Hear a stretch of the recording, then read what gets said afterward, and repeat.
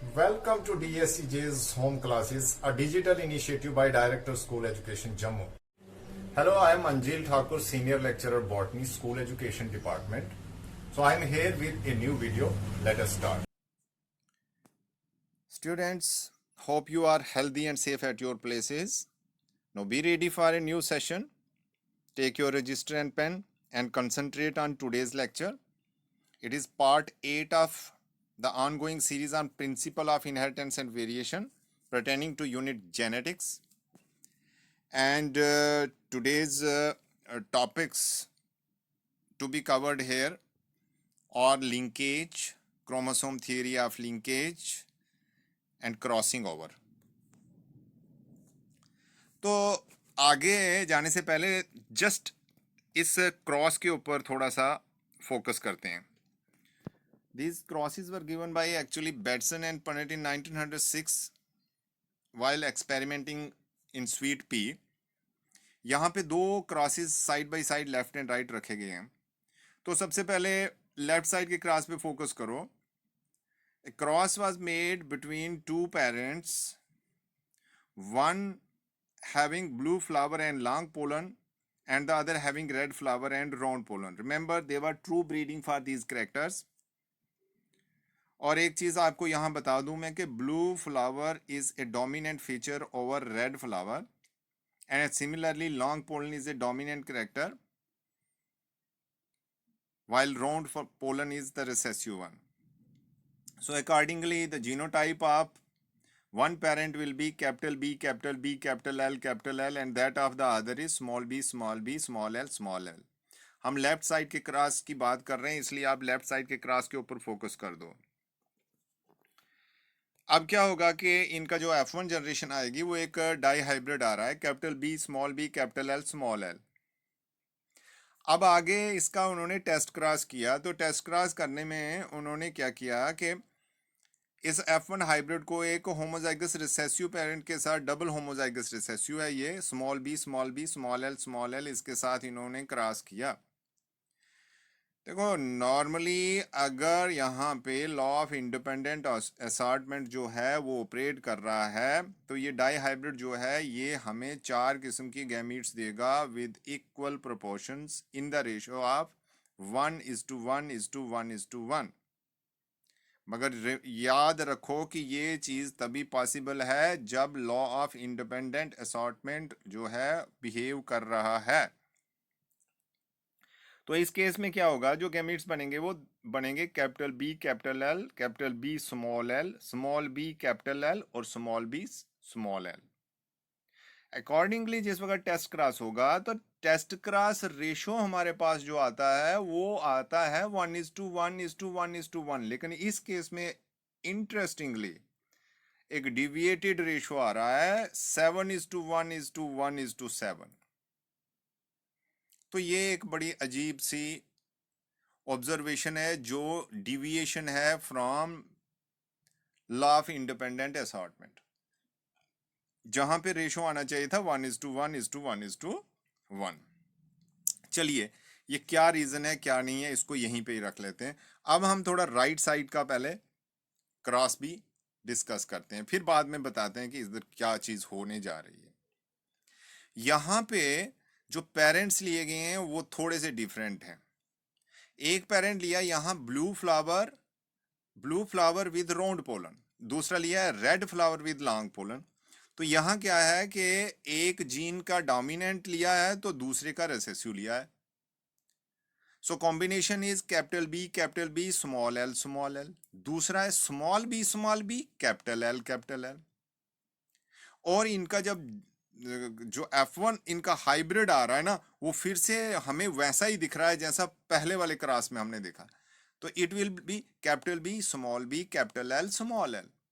अब इसका भी टेस्ट क्रॉस बनाया और इसका टेस्ट क्रॉस भी हमारे पास नॉर्मली अगर मेंडल्स लॉज ऑपरेट करते हैं, लॉ ऑफ इंडिपेंडेंट असॉर्टमेंट यहाँ पे ऑपरेट करता है तो रेशो जो है test cross ratio should be 1:1:1:1. Exactly 50% parental combination and 50% recombinant हमारे पास होने चाहिए, प्रोवाइडेड, फिर से मैं बोल रहा हूँ, कि लॉ ऑफ इंडिपेंडेंट असॉर्टमेंट अगर यहाँ पे ऑपरेट कर रहा है, लेकिन यहाँ पे भी ऑब्जर्वेशन डिफरेंट है। यहाँ ऑब्जर्वेशन आ रही है 1:7:7:1। अब देखिए, अगर हम ऊपर पेरेंट्स को भूल जाएं और सिर्फ F1 हाइब्रिड से नीचे चलें तो दोनों क्रॉस हमें बिल्कुल एक ही जैसे लग रहे हैं, लेकिन रिजल्ट्स इन दोनों के डिफरेंट लग रहे हैं। कंपेयर कर लो, पहले वाले में रेशो आ रहा है 7:1:1:7, दूसरे वाले में आ रहा है 1:7:7:1। बेटसन और पनेट को कोई उस समय लिंकेज का जो कंसेप्ट है उसका आइडिया नहीं था। अब वो सोच रहे थे ये क्या चीज है, उन्होंने इसको इंटरप्रेट किया थोड़े डिफरेंट वे के साथ। उन्होंने ये कहा कि अगर ये डोमिनेंट एलील्स जो हैं, डोमिनेंट जीन जो हैं, अगर ये एक ही पेरेंट से आ रही हैं तो वो आगे गैमीट के अंदर साथ साथ जाने की कोशिश करेंगे, या सिमिलरली अगर रिसेसिव अगर एक ही पेरेंट से दोनों आ रही हैं तो वो आगे साथ साथ जाने की कोशिश करेंगे।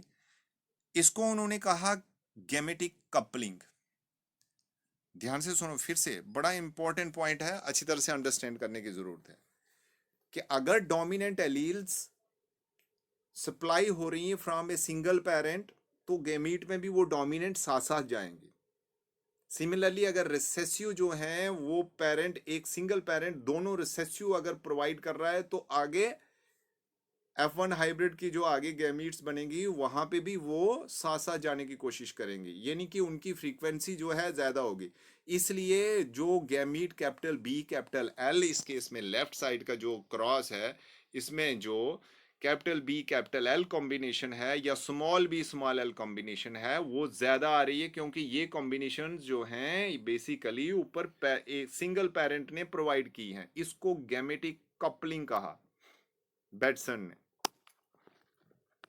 लेकिन अगर दूसरा, अगर हम इसका दूसरी साइड अगर देख लें, अगर ये डोमिनेंट जो एलील्स हैं ये सेम पेरेंट ने नहीं दिए बल्कि ये दो अलग अलग पेरेंट ने दिए हैं F1 हाइब्रिड को, उस केस में ये डोमिनेंट एक दूसरे को रिपेल करेंगी। एंड सिमिलरली इसका रिसेसिव की भी बात होगी। जैसे फॉर एग्जांपल राइट साइड के क्रॉस में हम देख रहे हैं, यहां पे एक पेरेंट डोमिनेंट दे रहा है कैपिटल बी, जबकि कैपिटल एल जो डोमिनेंट है वो दूसरे पेरेंट से आया हुआ है। किसके केस में? F1 हाइब्रिड में। सो इसका मतलब है कि यहाँ जो दो डोमिनेंट जीन्स हैं बी और एल, ये एक पेरेंट से नहीं आई हैं, इसलिए ये एक दूसरे को रिपेल करने की कोशिश करेंगी। सो जो कॉम्बिनेशन जो होगी ना यहाँ पे जो रिकम्बिनेंट फॉर्मेशन जो हमें दिख रही है, यानी कैपिटल बी स्मॉल एल या स्मॉल बी कैपिटल एल, उनकी फ्रीक्वेंसी ज्यादा दिखेगी और इनकी फ्रीक्वेंसी कम दिखेगी। इस फिनोमिना को बेटसन ने कहा गैमेटिक रिपल्शन। तो बेटसन और पर्नेट ने जो ये एक्सपेरिमेंट्स किए, उन्होंने इस तरह से इस चीज को एक्सप्लेन किया, गैमेटिक कपलिंग और गैमेटिक रिपल्शन के आधार पे उन्होंने इसकी एक्सप्लेनेशन दी। थोड़ा सा ऐसा है, जो भी ये ऑब्जर्वेशंस मैंने आपको बता दी, थोड़ी देर के लिए मैं स्क्रीन पे यहाँ पे ऑन रखता हूँ सो दैट आप ये पॉइंट्स नोट कर लो, और साथ मैं एक बार इसको पढ़ भी लेता हूँ ताकि आपकी एक्सप्लेनेशन जो है आपको और इजी हो जाए। देखिए, जो अभी ये क्रॉस जो अभी आपको एक्सप्लेन किया, इसमें between a sweet pea plant having pure dominant blue flowers and long pollen and another having pure recessive and red flower and round pollen, F1 individual जो था वो capital B small b capital L small l आया और उसमें blue flowers and long pollen उसका phenotype आया। अब test cross ratio obtained on crossing F1 dihybrids with plants having red flower and round pollen, small b small l deviated from expected 1:1:1:1 ratio in case of independent assortment to 7:1:1:7, indicating that there was a tendency of dominant alleles to remain together if they came from a single parent. The case was similar for recessive alleles also, and Bateson called such phenomenon genetic coupling. It was also observed that when two such dominant alleles or recessive alleles came from different parents, अब देखो वहां पे ये दोनों आई थी एक ही parent से, यानी एक पेरेंट ने दोनों डोमिनेंट सप्लाई की, दूसरे पेरेंट ने दोनों रिसेसिव सप्लाई की. अब केस थोड़ा डिफरेंट, जब दोनों अगर एक ही पेरेंट सप्लाई कर रहा है, वहां फिनोमेना कौन सा है? गेमेटिक कपलिंग का. अब जब ये दोनों जो हैं ये एक पेरेंट से नहीं आ रही हैं, बल्कि एक से आ रही है, दूसरी दूसरे से आ रही है. ये सेकंड वाला राइट साइड का जो क्रॉस था उसकी बात हो रही है. So it was also observed that when two such dominant alleles और recessive alleles came from different parents, they tended to remain separate, and this was termed as gametic repulsion. So in repulsion phase, one parent with blue flower and round pollen, capital B, small l, was crossed with other having red flower, यानी long pollen, जिसमें क्या था? small b और capital L. और इसमें test cross ratio जो था that was 1:7:7:1 instead of normal 1:1:1:1. Batson explained the lack of independent assortment by means of coupling and repulsion hypothesis. So Batson ने इतनी ही explanation the. But later on in 1910, Morgan came, who while working similar experiments on Drosophila melanogaster, fruit fly यानी के, concluded that the phenomena of coupling and repulsions are two aspects of the same phenomena, which he described as linkage. So actually यहाँ पे एक ऐसा phenomena operate कर रहा है जिसको हम कहते हैं लिंकेज. बेटसन और पनिट ने एक्सप्लेनेशन दे दी कपलिंग और रिपल्शन के आधार पे, और मॉर्गन कह रहा है कि ये कपलिंग और रिपल्शन कोई अलग चीज नहीं है. These are two aspects of a single phenomena and which is known as linkage. So what is linkage now? So linkage is defined as the tendency of genes present in same chromosome to remain in original combination and enter together in the same gamete. ये point समझने की बात है कि अगर jeans एक ही chromosome पे exist कर रही हैं, क्योंकि एक क्रोमोसोम पे एक जीन तो नहीं होगी, वहां पे बहुत सारी जीन्स होंगी. सो जितनी भी जीन्स एक क्रोमोसोम के ऊपर एग्जिस्ट कर रही हैं, वो गैमीट फॉर्मेशन के टाइम में वो उस क्रोमोसोम के साथ इकट्ठा ही एक गैमीट के अंदर जाने की कोशिश करती हैं, एंड इस टेंडेंसी को हम कहते हैं linkage. So the tendency of genes present on same chromosome to remain in original combination and enter together in the same gamete is called linkage. और याद रखना, the genes located in the same chromosome and being inherited together are known as linked genes, and the characters controlled by them as linked characters. इस case में क्या होगा? अगर मैंने आपको पहले भी कहा कि law of independent assortment operate कर रहा है, तो उस केस में हमारे पास रेशियो 1:1:1:1 जो आ रहा है, उसमें हमारे पास 50% पेरेंटल कॉम्बिनेशंस आ रही हैं और 50% नॉन पेरेंटल, या जिसको हम रिकॉम्बिनेंट्स कहेंगे. सो अगर लिंकेज हो रही है, उसके केस में हमारे पास क्या होगा कि जो नॉन पेरेंटल कॉम्बिनेशन है या रिकॉम्बिनेंट्स है, उनकी फ्रीक्वेंसी घट जाएगी. So it will be less than 50%. So it will always be rather less than 50%.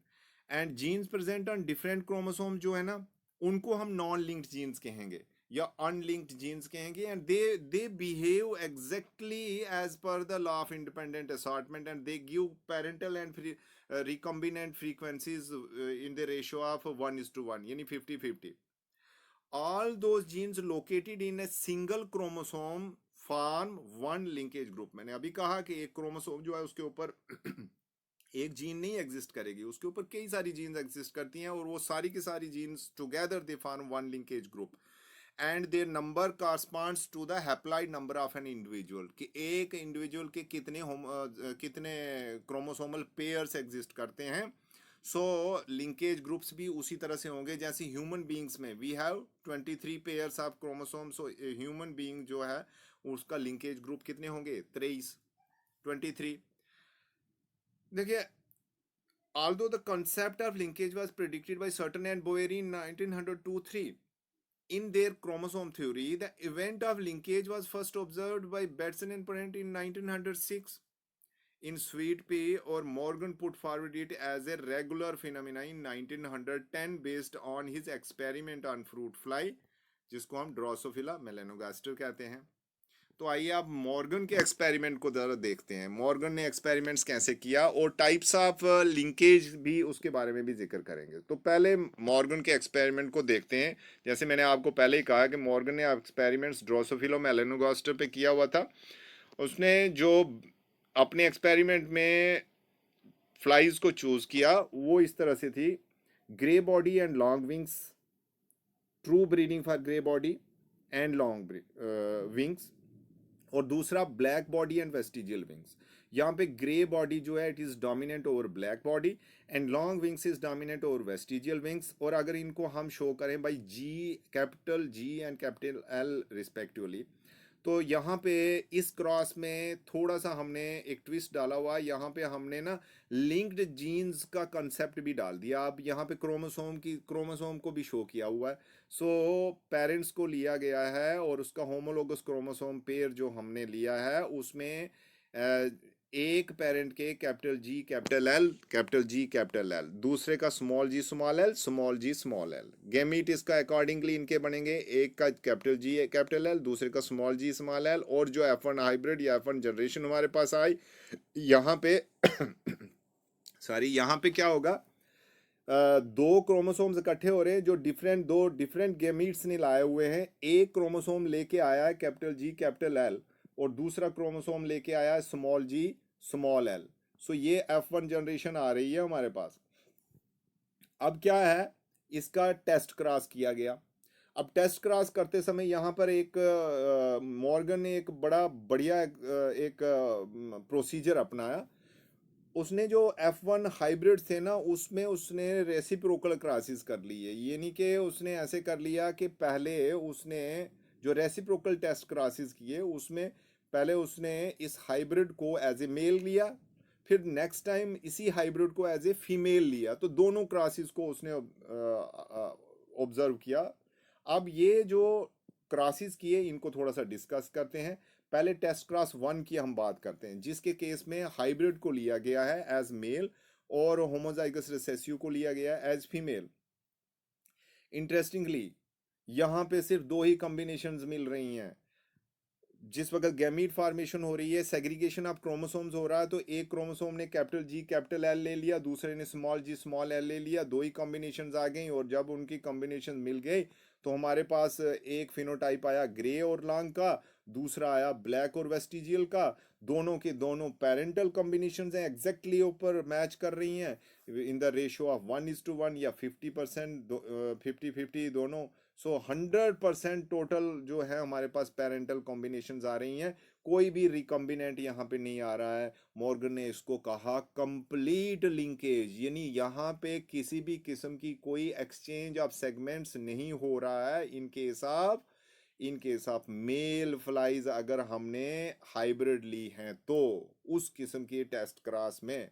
तो ये चीज आ गई टेस्ट क्रॉस नंबर 1। एक नोट करने वाली बात है, यहाँ पे Mendel's law of independent assortment कहीं पे भी हमको नहीं दिखा, यानी हमें हमारे पास रिकॉम्बिनेंट कॉम्बिनेशन यहाँ पे कोई भी नहीं दिखी।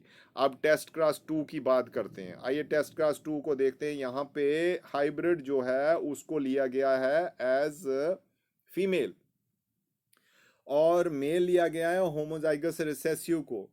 देखिए अब अगर यहाँ पे क्या होता है कि एक्सचेंज ऑफ सेगमेंट्स अगर आपस में नहीं होते हैं तो उस केस में क्या होगा, जो गैमीट्स बनेंगे उनके अंदर एक के अंदर एक क्रोमोसोम जाएगा with capital G capital L और दूसरे के अंदर क्रोमोसोम होगा स्मॉल जी स्मॉल एल, राइट।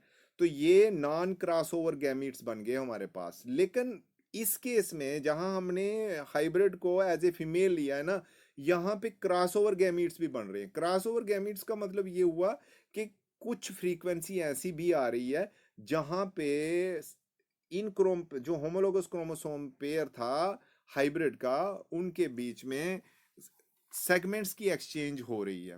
और जिसकी वजह से क्या हो रहा है कि कैपिटल जी स्मॉल एल के साथ जो है जाके असॉर्टमेंट शो कर रहा है और स्मॉल जी कैपिटल एल के साथ असॉर्ट करके गैमीट बना रहा है। सो ऐसे जो गैमीट्स दो बन रहे हैं, अब इन गैमीट्स को हम कहेंगे क्रॉस ओवर गैमीट्स। तो यहाँ पर 4 किस्म के गैमीट्स हमारे पास बन गए। दो पेरेंटल या नॉन क्रॉसओवर गैमीट्स और दो नॉन पेरेंटल या रिकम्बिनेंट गैमीट्स, या जिसको हम क्रॉसओवर गैमीट्स कहेंगे। अब फाइनली जब टेस्ट क्रॉस की जो प्रोजिनी हमारे पास आ रही है, तो उस प्रोजिनी में हमारे पास 4 किस्म की प्रोजिनी आ रही है, grey long, black vestigial, grey vestigial और ब्लैक लॉन्ग। इसमें जो पहली दो है ग्रे लॉन्ग और ब्लैक वेस्टिजियल, ये ऊपर पेरेंट्स के साथ मैच कर रही है, grey long and black vestigial. So इनको हम कहेंगे पेरेंटल कॉम्बिनेशंस। और दो जो हमारे पास आ रही हैं ग्रे वेस्टिजियल और ब्लैक लॉन्ग, ये आ रही हैं नॉन पेरेंटल कॉम्बिनेशंस या रिकॉम्बिनेंट कॉम्बिनेशंस, बट इनकी फ्रीक्वेंसी बहुत कम है। रिकॉम्बिनेंट जो है हमारे पास 8.5% और 8.5% टोटल मिला के 17% ही बन रहे हैं, जबकि 83% हमारे पास जो है पेरेंटल कॉम्बिनेशन है। सो लिंक, इसका मतलब है लिंकेज यहाँ पे भी है, क्योंकि रिकॉम्बिनेंट्स की फ्रीक्वेंसी 50% से कम आ रही है। सो लिंकेज यहाँ पे भी है, but this linkage is called incomplete linkage. तो ये चीज जो थी, ये एक्सपेरिमेंट मॉर्गन ने किया, और मॉर्गन ने ये बताया कि अगर जीन्स लिंक्ड हैं तो वो tend to move to the gamete simultaneously, और अगर वो कभी भी अगर रिकॉम्बिनेशन शो कर रही है तो that is possible only if उन क्रोमोसोम्स के जो क्रोमोसोम्स हैं, होमोलोगस क्रोमोसोम्स हैं, उनके बीच में अगर एक्सचेंज ऑफ सेगमेंट्स हुआ है, जिसको कि क्रॉसिंग ओवर का है वो हुआ है, तो तभी पॉसिबल है। और अगर रिकॉम्बिनेंट्स बिल्कुल भी नहीं बन रहे हैं तो लिंकेज 100% है, यानी कंप्लीट है। और अगर वहां पर रिकॉम्बिनेंट्स की कुछ फ्रीक्वेंसी एग्जिस्ट कर रही है, तो उस टाइम लिंकेज जो है कंप्लीट नहीं मानी जाएगी, उसको इनकम्प्लीट लिंकेज कहा जाएगा। सो ये ऑब्जर्वेशन जो थी, ये टी.एच. मॉर्गन जो था, उसने ड्रोसोफिला के एक्सपेरिमेंट्स में ये सारा कुछ बताया। अब देखिए, यहां से मॉर्गन ने chromosomal theory of linkage the. It was postulated by W.E. Cassell along with T.H. Morgan in 1911, and it states that linked genes occur on the same chromosome. सबसे पहला पॉइंट। दूसरी बात, they are arranged in a linear fashion occupying specific locations on chromosome. तीसरी बात, linked genes tend to maintain original parental combination of alleles except for occasional cases of crossovers. Strength of linkage between two genes is inversely proportional to the distance between them. देखिए, अगर jeans एक chromosome पे जो हैं उनको हम link jeans तो कह रहे हैं, लेकिन अगर वो बिल्कुल क्लोजली लोकेटेड होंगी ना, तो उनके बीच में चांसेस ऑफ क्रॉसिंग ओवर बिल्कुल नहीं होंगे और अकॉर्डिंगली रिकम्बिनेंट नहीं बनेंगे, तो हम कहेंगे लिंकेज जो है कंप्लीट है। लेकिन अगर जीन जो है दूर दूर है सेम क्रोमोसोम पे बट दूर दूर, तो वहां पे क्या होगा कि क्रॉसिंग ओवर के चांसेस बढ़ जाएंगे, और अगर क्रॉसिंग ओवर के चांसेस बढ़ गए तो लिंकेज घट जाएगी। सो इसलिए हम क्या कहते हैं कि strength of linkage between two genes is inversely proportional. जो लिंकेज है उसकी स्ट्रेंथ जो है वो inversely proportional to the distance between them है। जीन्स दूर है तो लिंकेज घट जाएगी, अगर जीन्स नजदीक है तो लिंकेज बढ़ जाएगी। क्यों? क्योंकि greater is the distance between the two linked genes, greater will be the chances of crossing over and vice versa. एक बड़ी इंपॉर्टेंट बात जो है, जब भी हम क्लासरूम जब स्टडीज़ होती हैं, तो ऑफलाइन के स्टडीज़ के दौर में बच्चे अक्सर एक क्वेश्चन पूछते हैं, sir male Drosophila shows complete linkage, why not female. तो ये एक बहुत ही बढ़िया क्वेश्चन है, यहाँ पे भी आपके मन में ये क्वेश्चन बना होगा। लेकिन देखिए, इस क्वेश्चन का आंसर लेने से पहले हमें क्रॉसिंग ओवर का नॉलेज लेना बहुत ज़रूरी है।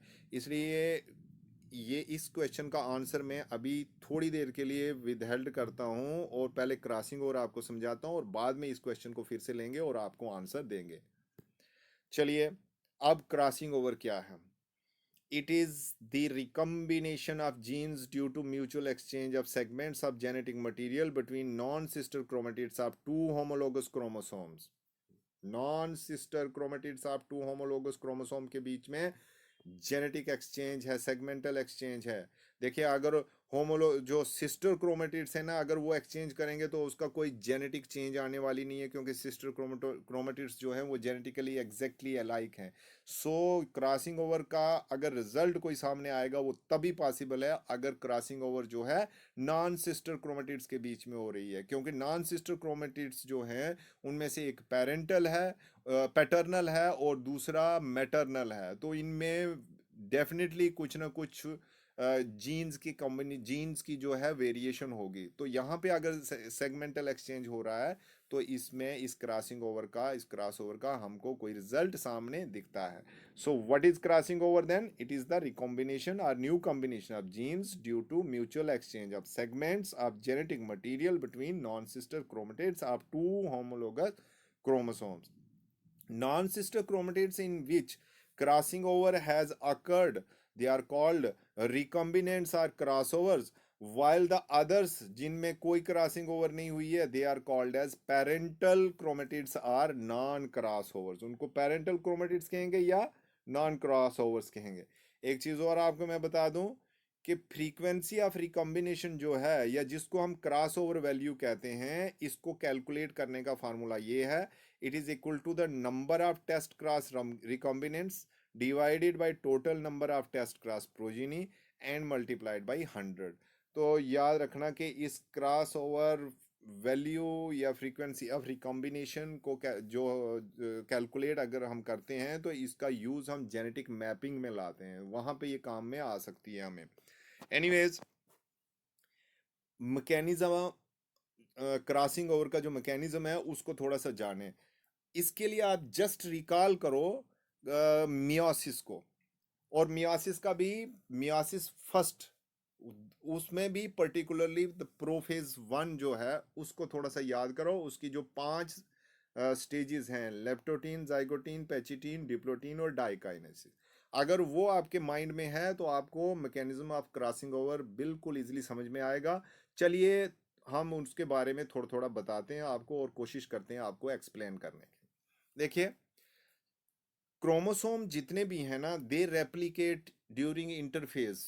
एस फेज जो है इंटरफेज की, उसी में वो रेप्लिकेट कर देते हैं। इसका मतलब हर क्रोमोसोम बेसिकली डुप्लीकेट हो चुका है internally into sister chromatids. But even during prophase 1 यानी कि लेप्टोटीन स्टेज में भी ना, ये जो क्रोमेटिड्स हैं they are held together by nucleoprotein complex and hence chromosomes appear single.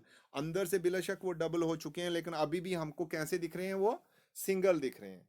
अब क्या होता है कि जाइगोटीन स्टेज जब आ जाती है ना, नेक्स्ट स्टेज, जाइगोटीन स्टेज पे क्या होता है, होमोलोगस क्रोमोसोम्स की पेयरिंग होती है जिसको हम साइनेप्सिस कहते हैं। यानी होमो एक मैटरनल और एक पैटर्नल क्रोमोसोम जो है वो सामने आ जाते हैं, एग्जैक्टली सेम क्रोमोसोम, और वो पेयरिंग करते हैं और आपस में जुड़ जाते हैं by means of synaptonemal complex, right.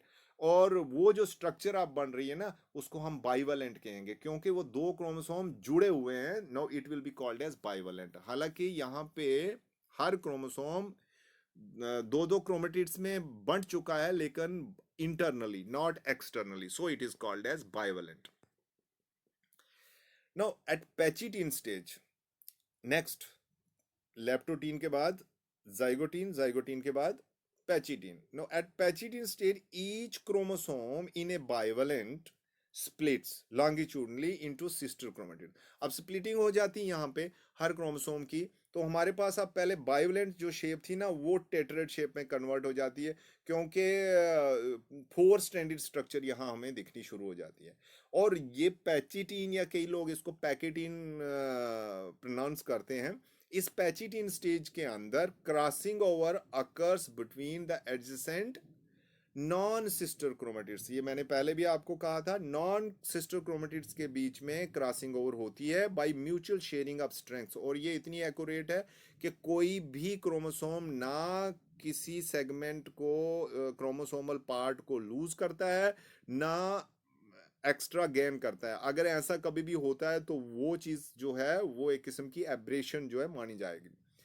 Now enzymes यहाँ पे दो किस्म के काम में आ रहे हैं, एंडोन्यूक्लियस और लाइगेस। एंडोन्यूक्लियस सेगमेंट को ब्रेक करने में मदद करता है और लाइगेस सेगमेंट्स को एक्सचेंज करने के बाद जोड़ने में मदद करता है।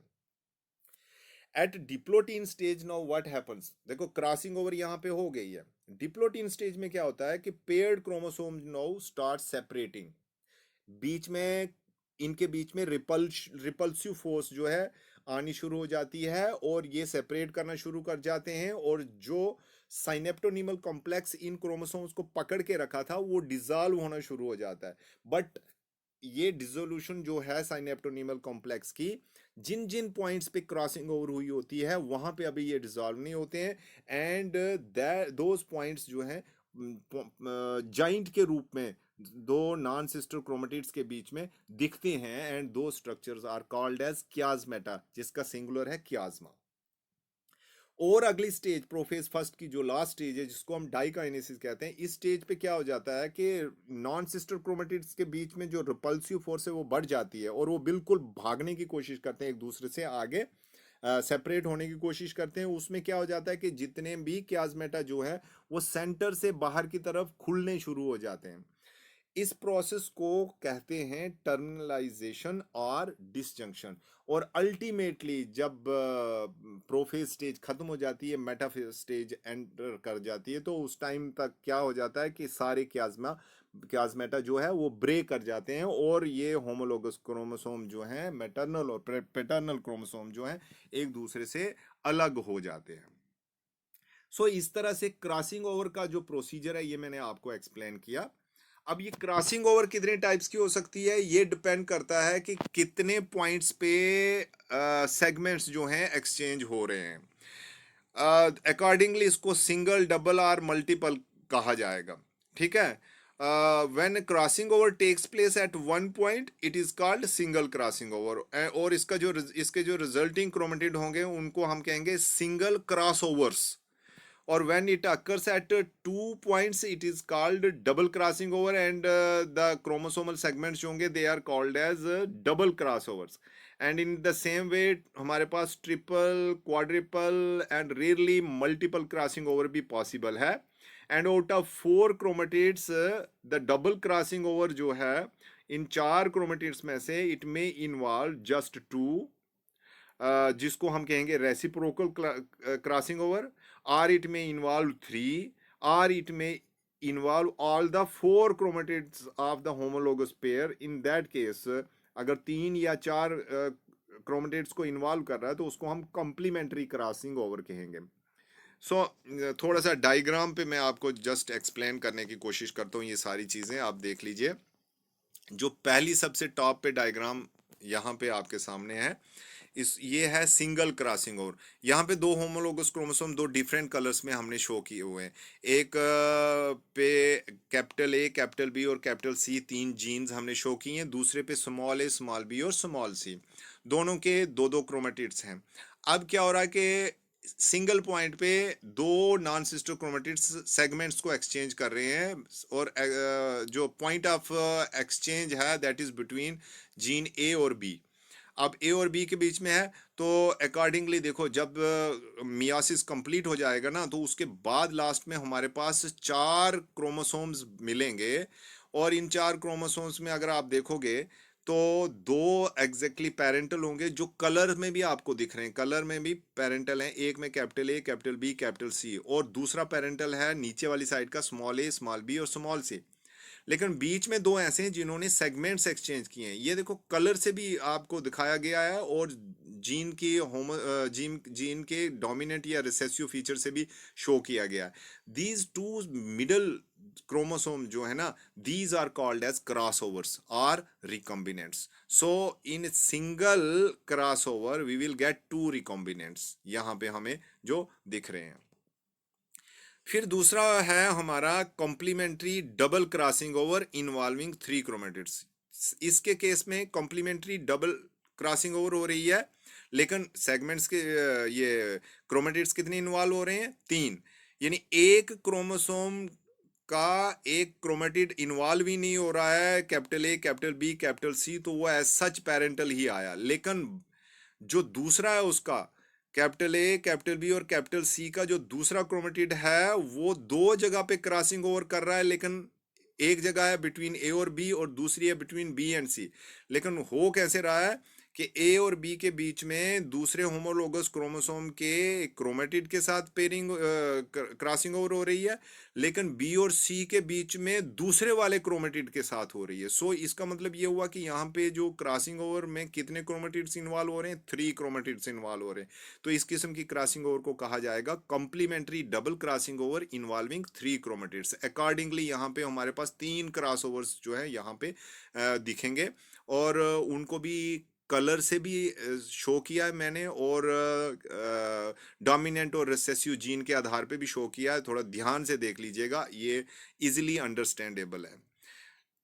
तीसरी टाइप जो है इसमें कॉम्प्लीमेंट्री डबल क्रॉसिंग ओवर है इन्वॉल्विंग ऑल द 4 क्रोमेटिड्स। यहाँ पे चारों के चारों क्रोमेटिड्स जो है इन्वॉल्व हो रहे हैं। अब यहाँ पे क्या है कि पेरेंटल कॉम्बिनेशन कोई भी नहीं आएगी, और चारों के चारों क्रोमोसोम जो है हमारे पास क्रॉस ओवर्स हैं या रिकॉम्बिनेंट्स हैं। और लास्ट टाइप जो है that is called reciprocal double crossing over. देखो रेसिप्रोकल डबल क्रॉसिंग ओवर में क्या हो रहा है कि क्रॉसिंग ओवर दो जगह पे हो रही है, लेकिन जो क्रॉसिंग ओवर क्रोमेटिड्स हैं वो सेम है। सिंगल दोनों दोनों क्रोमोसोम्स में से सिंगल सिंगल क्रोमेटिड जो है आपस में दो जगह पे क्रॉसिंग ओवर शो कर रहा है, तो इसको कहेंगे रेसिप्रोकल डबल क्रॉसिंग ओवर। इस केस में भी हमारे पास दो ही क्रॉस ओवर्स होंगे, दो पेरेंटल कॉम्बिनेशंस होंगे।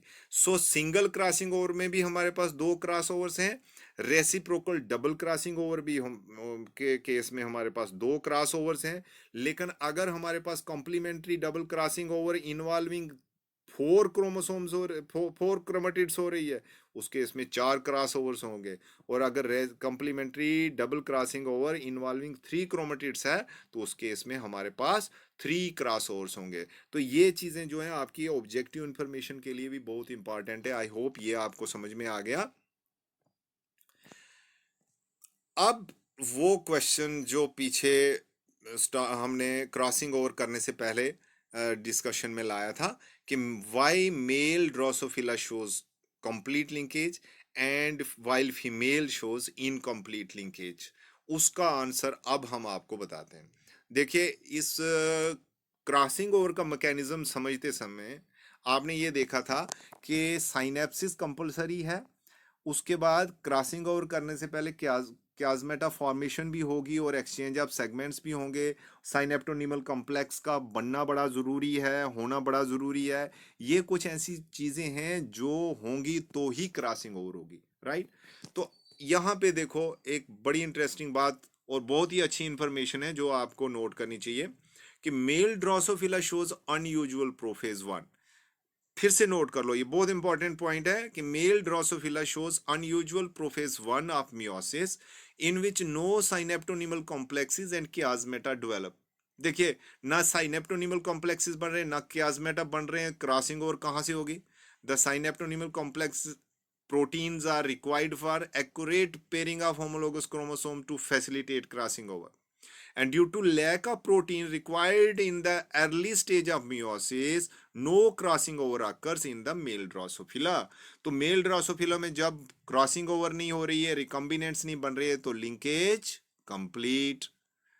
इसके अलावा एक बड़ा इंपॉर्टेंट पॉइंट और भी है, फीमेल ड्रोसोफिला को एक और एडवांटेज है। क्या एडवांटेज है कि उसके पास दो जीन्स ऐसी हैं जो क्रॉसिंग ओवर में हेल्प करती हैं, और वो जीन्स क्या हैं? एक है REC जीन MCM8 और दूसरी है MEIW68 जीन्स। ये फीमेल ड्रोसोफिला के अंदर एग्जिस्ट करती हैं क्रोमोसोम्स में, और they help in crossing over in case of female Drosophila. अब जो evolutionary idea behind the absence of synaptonemal complex in male flies है ना, it hasn't been worked out yet. There is even एक बड़ी important बात मैं बता दूं। अब ड्रोसोफिला की बात तो अब हो गई क्लियर कि क्यों यहाँ पे मेल ड्रोसोफिला में कंप्लीट लिंकेज है। एक इंटरेस्टिंग बात बता दूं, आप इवन कि ह्यूमन बीइंग्स के केस में भी अगर आप देखेंगे ना, there is even a significant difference in the recombination frequencies between males and females।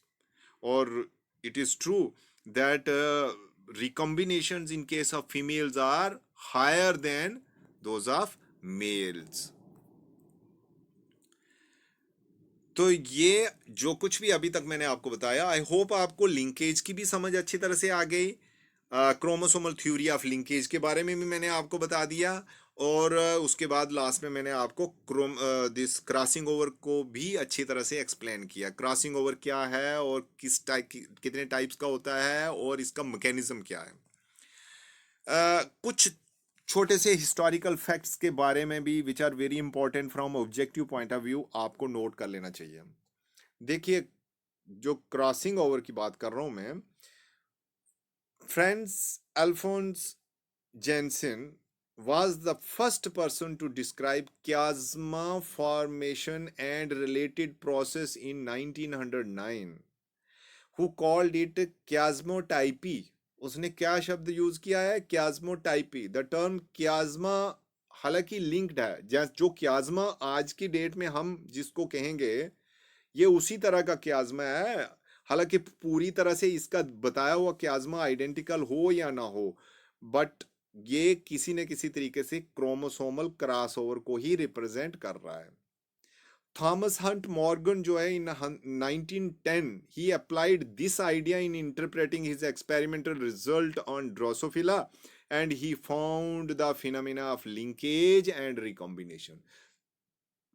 जो फिजिकल या जिसको हम कहते हैं ना cytological basis of crossing over है, it was first demonstrated by Harriet Creighton and Barbara McClintock in 1931.